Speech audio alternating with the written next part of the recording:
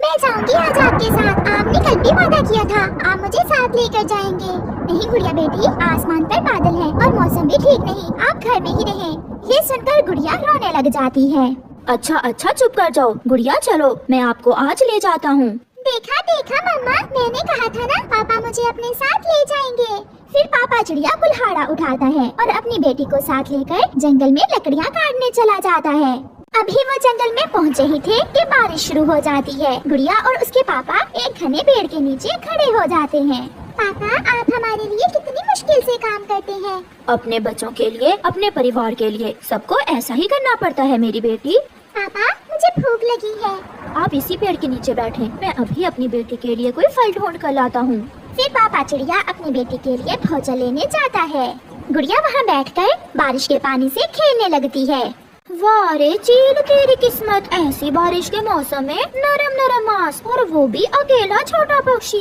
चील खुशी से उड़ती है और अपने पंजों से गुड़िया को उठाकर वहाँ से भाग जाती है। थोड़ी देर बाद पापा चिड़िया भी अपनी बेटी के लिए भोजन लेकर आ जाता है। पापा चिड़िया अपनी बेटी को वहाँ ना देखकर परेशान हो जाता है। गुड़िया कहाँ चली गई? गुड़िया गुड़िया मेरी बेटी आप कहाँ है? मेरी बेटी कहाँ चली गई है? मैं क्यों गया अपनी बेटी को अकेला छोड़कर? मैं क्यों गया? उसे तो घर के रास्ते का भी मालूम नहीं है। शायद गुड़िया घर चली गई होगी। अपने दिल को ऐसे तसल्ली देते हुए पापा चिड़िया अपने घर की तरफ उड़ता है। आप अकेले, मेरी गुड़िया कहाँ है? क्या गुड़िया घर में भी नहीं है? नहीं, वो तो आपके साथ गई थी। मैं गुड़िया को एक पेड़ के नीचे बिठाकर उसके लिए भोजन लेने गया था। जब मैं वापस आया तो गुड़िया वहाँ नहीं थी। वो चील मेरी गुड़िया को खा गई होगी। मैंने कहा था, मैंने मना किया था गुड़िया बेटी को साथ ना लेकर जाए। आप कहाँ मेरी सुनते हैं? गुड़िया के मम्मा और पापा बैठे ऐसे रो रहे थे। चील ने गुड़िया को अपने पेड़ के साथ रस्सियों से बांध दिया था। मेरे चीलू जल्दी से उड़ना सीख लो, फिर आप भी मेरे साथ शिकार करने जाया करोगे। मगर मम्मा ये तो बहुत छोटी है, तुमसे तो बड़ी है। ये चिड़िया होती ही छोटी है बेटा, आप थोड़ा इंतजार करें, मैं मिर्ची ले आऊँ, फिर शाम को अपने बेटे को चिड़िया का शोरबा पिलाऊंगी। वो चील मिर्ची लेने चली जाती है। मम्मा पापा मुझे सब मालूम है, आप मेरी वजह से बहुत दुखी होंगे, मगर शायद अब मैं कभी आपको न मिल सकूं। बारिश भी तेज थी और साथ हवा भी तेज। हवा के एक झोंके से वो पेड़ जिस पर चील का घोंसला था और जिसके तने के साथ गुड़िया को बांधा हुआ था, वो पेड़ जड़ से उखड़ जाता है। गुड़िया की रस्सी तो खुल जाती है, मगर चील का बेटा चीलू उस पेड़ की एक शाख के नीचे फंस जाता है। मम्मा मम्मा मुझे बचाओ, मैं यहाँ हूँ, मैं यहाँ हूँ। गुड़िया को समझ नहीं आ रही थी कि वो वहाँ से भागकर अपनी जान बचाए या उस चील के बच्चे की मदद करे। फिर गुड़िया उस छोटे बच्चे की मदद करने का फैसला करती है। गुड़िया बहुत मुश्किल से उस शाख से चीलू को बाहर निकालती है। चीलू के पंख से खून बह रहा था, वो रो रहा था। इतनी देर में चील भी मिर्ची लेकर आ जाती है। अपने बेटे के पंख से खून बहता हुआ देखकर चील गुस्से में आ जाती है। छोटी चिड़िया की बच्ची, तुमने ही मेरे बेटे को मारा होगा। ये सुनकर चीलू बोलता है, नहीं मम्मा, इसे मत मारना। जैसे ही आप गई तो ये पेड़ गिर गया और मैं इस शाख के नीचे दब गया था। अगर ये छोटी चिड़िया मुझे बाहर ना निकालती तो मैं कब का मर गया होता। मैं आजाद हो चुकी थी, मैं भाग भी सकती थी, मगर मेरी मम्मा ने मुझे हमेशा यही सिखाया है कि हमेशा दूसरों की मदद करें। चील की आंखों में आंसू थे। मैंने तुम्हारी जान लेने की कोशिश की और तुमने मेरे बेटे की जान बचाई। आप बहुत अच्छी हो बेटी, जाओ आप आजाद हो, अपने पापा के पास जाओ। गुड़िया खुशी खुशी वहाँ से चली जाती है। गुड़िया उसी पेड़ के नीचे जाकर बैठ जाती है जहाँ उसे उसके पापा बिठा कर गए थे। मेरे पापा मुझे ढूंढते ढूंढते यहाँ ही आएंगे। तेज बारिश में चील भी अपना घोंसला एक दूसरे पेड़ पर बनाने का काम शुरू करती है।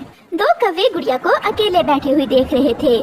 पालू, इस चिड़िया की बच्ची को चील को बेचकर हम काफी सारे दाने ले सकते हैं। ये तो बहुत आसान है, मैं अभी इसे उठा लाता हूँ।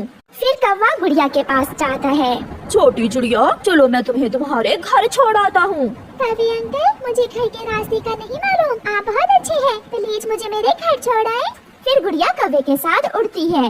कौवा और कौवी गुड़िया को साथ लेकर चील की तरफ चले जाते हैं। तुम इस चिड़िया को लेकर यहाँ बैठो, मैं पहले चील से बात करके आती हूँ। कौवा गुड़िया को लेकर एक पेड़ पर बैठ जाता है और गोरी कौवी चील के पास जाती है। बहुत बुरा हुआ चील दी, जो आपका घर टूट गया। गौरी, बारिश के साथ हवा भी थी। मेरा घर तेज हवा से टूट गया। एक खुशी की खबर है मेरे पास, एक चिड़िया है। अगर मैं वो तुम्हें ला कर दूँ तो आप मुझे क्या दोगी?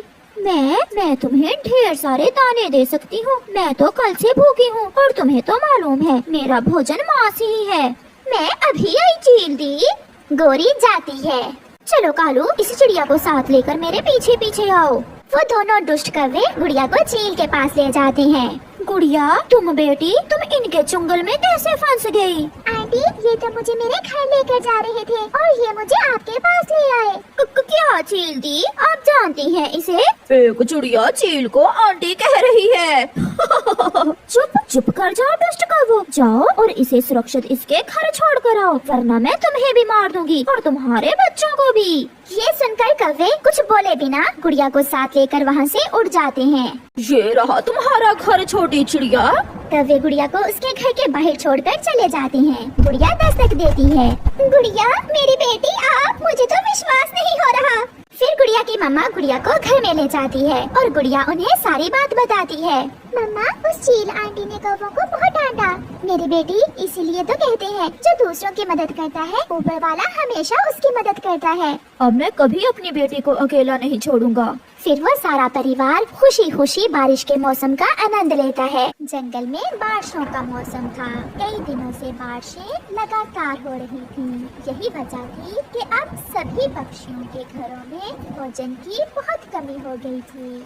चिड़िया भी अपने घर में अपने बेटे के साथ भूखी ही बैठी हुई थी।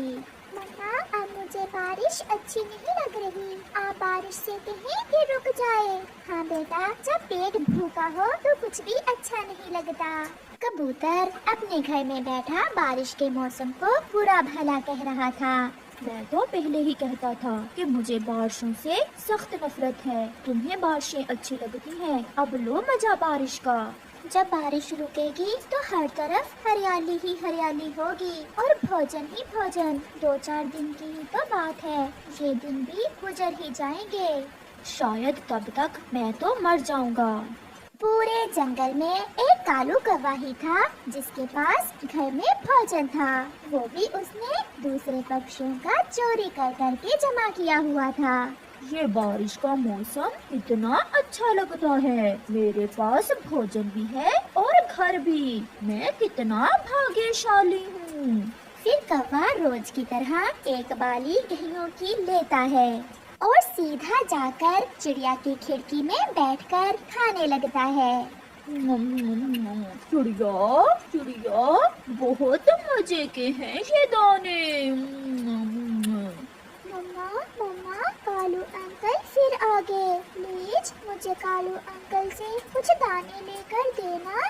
काले कौवे, मैंने कल भी तुम्हें कहा था कि मेरे बेटे को ऐसे न दर्शाया करो। अगर तुम किसी को कुछ दे नहीं सकते तो ऐसे हमारा जी भी न ललचाया करो।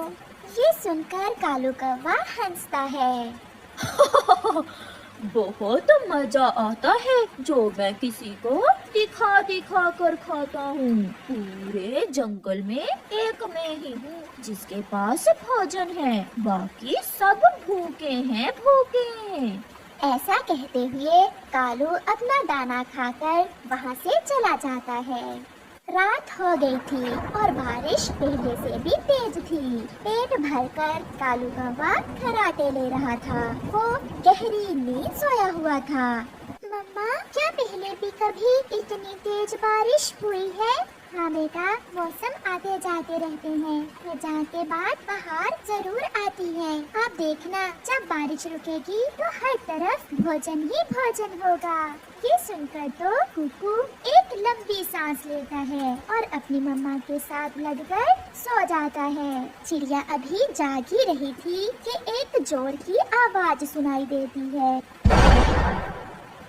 ये आवाज कैसी थी? सब ठीक हो? मुझे तो ऐसा लग रहा है कि किसी पक्षी का घर टूट गया है। मुझे बाहर निकालो, मैं यहाँ हूँ। मैं यहाँ दरवाजे के नीचे दबी हुई हूँ। चिंता न करो, मैं अभी दरवाजा हटाता हूँ। फिर कबूतर बहुत मुश्किल से अपनी पत्नी को मलबे के नीचे से बाहर निकालता है। उनका घर पूरे का पूरा टूट चुका था। अब हम कहाँ जाएं? मुझे तो कुछ समझ नहीं आ रही। चलो हम चिड़िया के पास चले जाते हैं। चिड़िया ने अपना घर नया बनाया है, उसका घर मजबूत है। फिर कबूतर और उसकी पत्नी चिड़िया के पास जाते हैं। कबूतर घर के दरवाजे पर दस्तक देता है। चिड़िया दरवाजा खोलती है। कबूतर भैया, आप और इतनी बारिश में टूट गया चिड़िया, हमारा घर टूट गया। चिड़िया उन्हें घर के अंदर ले जाती है। चिड़िया बहन, छत तो पहले ही टपक रही थी और आज गिर गई। मैं तो कल से ही डरा हुआ था। कबूतर भैया, ये घर भी आपका अपना है। आप जब तक चाहें यहाँ रह सकते हैं। थोड़ी देर बाद मिट्ठू तोता भी बाहर आता है। चिड़िया चिड़िया, जल्दी दरवाजा खोले, मेरा घोंसला हवा में उड़ गया है। बेचारा मिट्ठू भी बेघर हो गया। चिड़िया फिर से दरवाजा खोलती है और मिट्ठू भी घर के अंदर आ जाता है। लगता है ऐसी बारिश में कोई घर भी नहीं बचेगा, सब टूट जाएंगे, सब खत्म हो जाएगा। मिट्ठू, मैं आपको छत तो दे सकती हूँ, मगर इस समय मेरे पास खाने को कुछ नहीं है। मेरा तो बेटा भी कल से भूखा है। चिड़िया बहन, मुझे सब पता है, 5 रोज से तो बारिश है, खाने को क्या मिलेगा। कल वो काला कौवा मेरे सामने बैठकर मकई का भुट्टा खा रहा था। मैंने मांगा तो आगे से ठेंगा दिखाकर भाग गया। बहुत दुष्ट है वो कौवा। वो सब ऐसे ही बैठकर रात गुजारते हैं। सुबह हो जाती है। वो सब भूखे थे।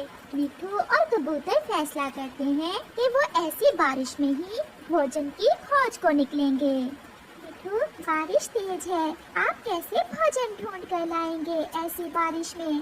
चिड़िया, भूख से मरने से तो अच्छा है कि हम भोजन ढूंढते हुए मर जाएं। आप हमें जाने दें।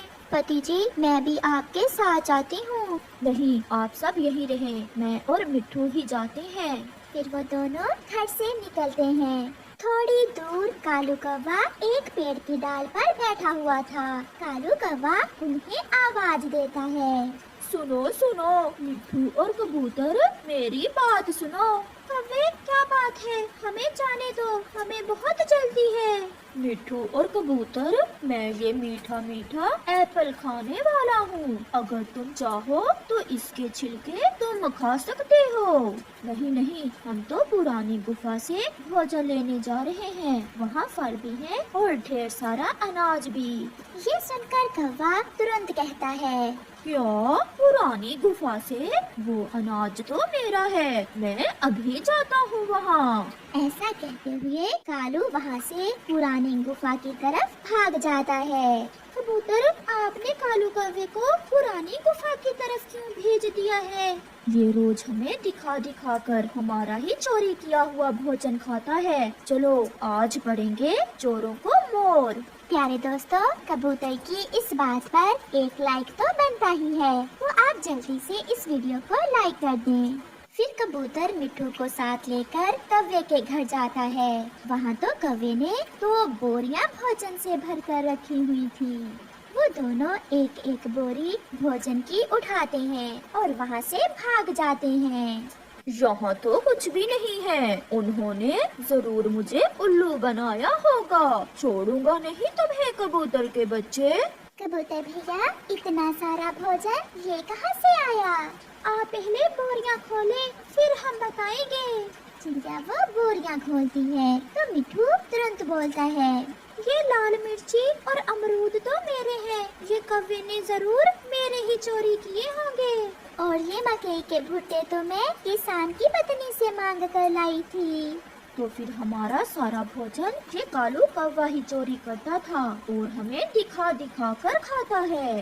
अब हमें बारिश की कोई चिंता नहीं है, हमारे पास भोजन है।